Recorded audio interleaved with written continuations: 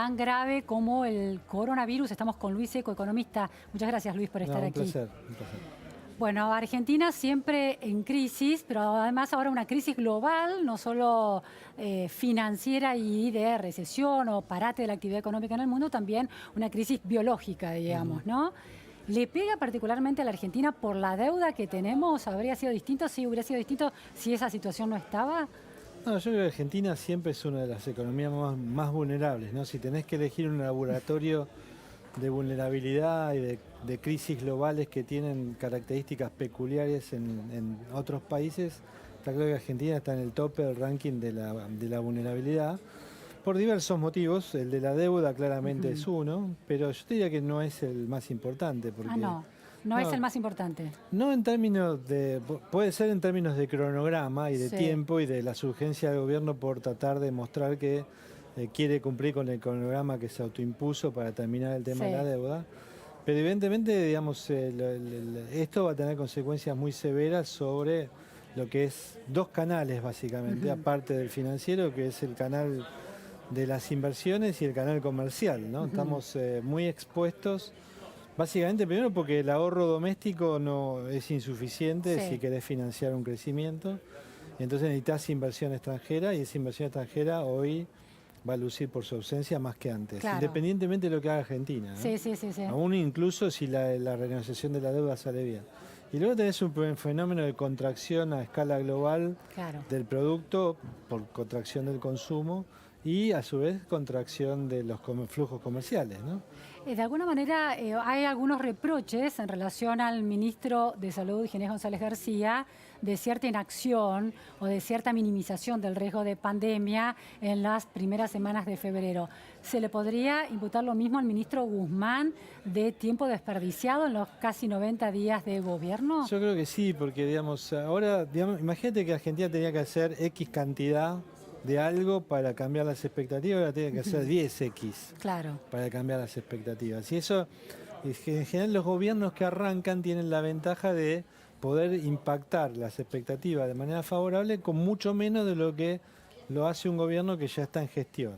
Porque ya, viste, ya el tiempo, eso que uno llama luna de miel, se va descontando, ¿no? Entonces se perdió, a mi juicio, la oportunidad. Esa luna de miel se la dejó pasar. Se la dejó pasar y ahora te pega esto, ¿no? Entonces pasaron 90 días básicamente con el argumento de la herencia, ahora probablemente venga el argumento de la pandemia global. Pero evidentemente Argentina tiene que hacer algo más allá de usar excusas para no hacer.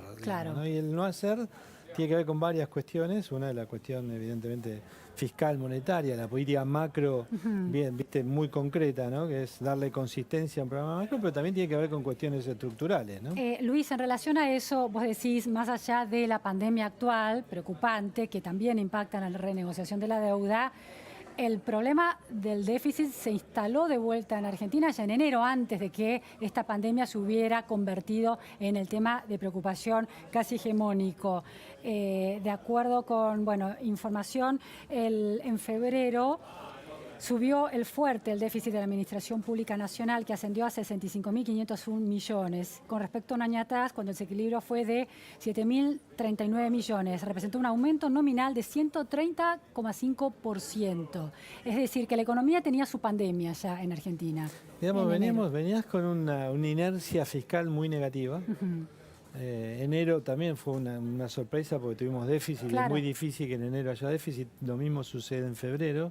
¿Por qué es difícil que en enero haya déficit? Es una cuestión más que nada estacional, ¿no? De las decisiones de gasto del Estado. Sí, tradicionalmente eneros y febreros son complicados, y más cuando asume un nuevo gobierno que todavía no tiene la tecnología de gasto de los ministros y demás, y más con todos los cambios que hubo. Imagínate, no tenemos presupuesto todavía, o sea que eso uno esperaba de que hubiera cierta mejora fiscal, por lo menos transitoria, durante los primeros meses del año. No se verificó, pero el gran problema de eso no es tanto lo fiscal en sí, que obviamente genera dudas de los acreedores de cómo cómo se va a pagar la deuda. Se está gastando más de lo que entra. O cualquier mucho más. Claro, con lo cual, pero ese es el punto. La pregunta que uno debe hacerse, bueno, ¿y quién la pone a la diferencia? ¿Quién financia la diferencia?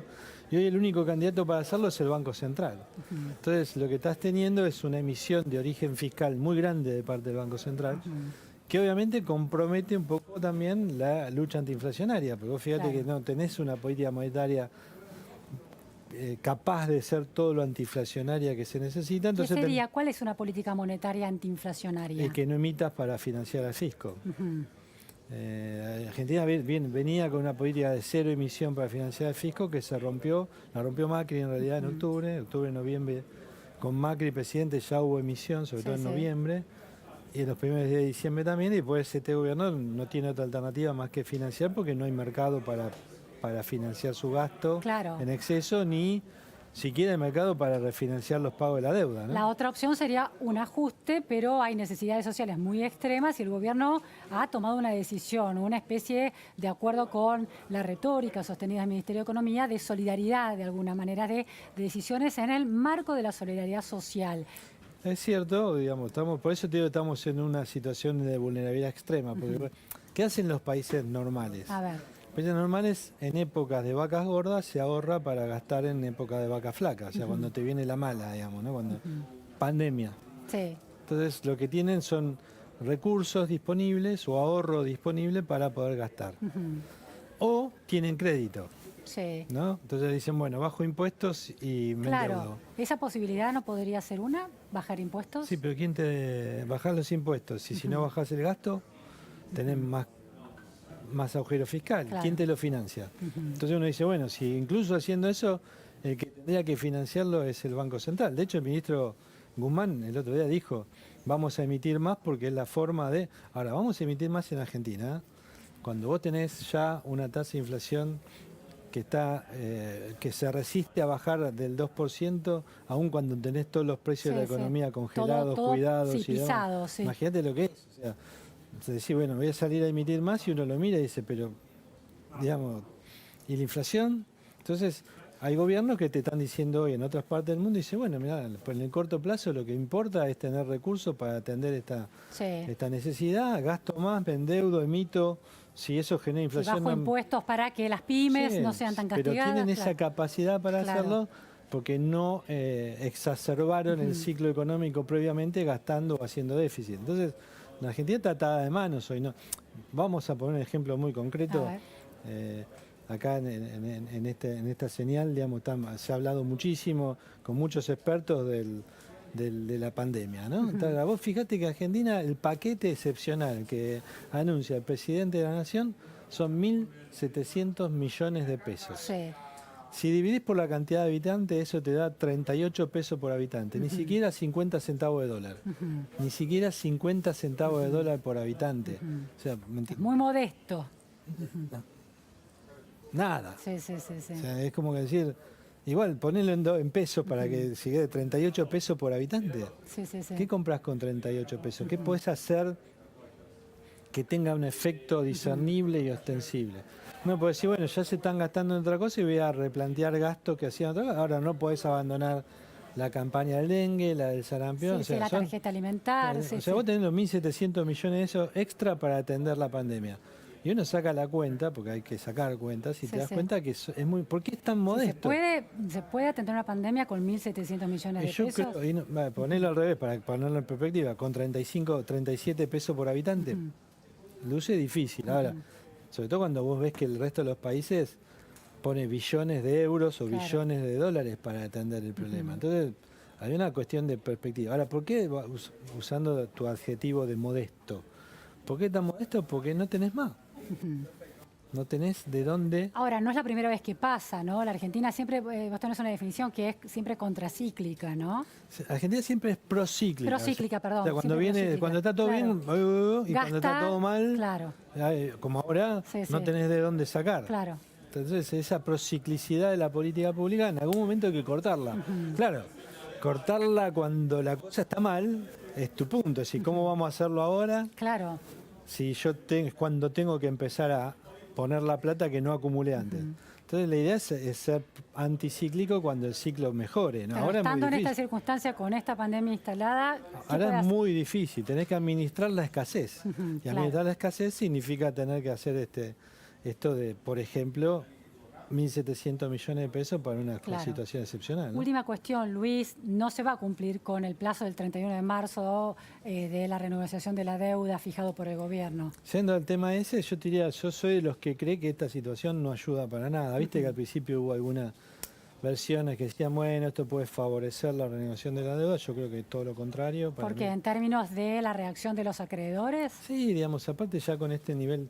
Ten en cuenta que cuando uno dice riesgo país subió 3.200, los bonos cayeron tanto, alguien los vendió, pero alguien los compró. ¿No? Entonces hay gente que está comprando bonos a estos precios porque cree que su costo de oportunidad para esperar es bajísimo, porque las tasas de interés son cero en el mundo, y creen que puede haber valor en el futuro en el litigio, o creen que Argentina va a tener... litigio. Sí, o creen que Argentina va a tener que mejorar su propuesta. Entonces, como creen que no tienen mucho costo para esperar, creen que va a haber una mejora o creen que vale la pena litigar, yo creo que cualquier propuesta que lleve hoy Guzmán vale menos de lo que valía antes, porque la situación hace que las tasas de descuento hayan subido, o sea, el riesgo en el mundo subió. El apetito por el riesgo cayó en todas partes del mundo, y por riesgo por Argentina con mucho más. Entonces me parece que probablemente se presente la propuesta, no sé si habrá una dilación, porque hubo rumores que por ahí Guzmán demoraba la presentación de la propuesta, pero suponiendo que la propuesta la presente en tiempo y forma, no creo que sea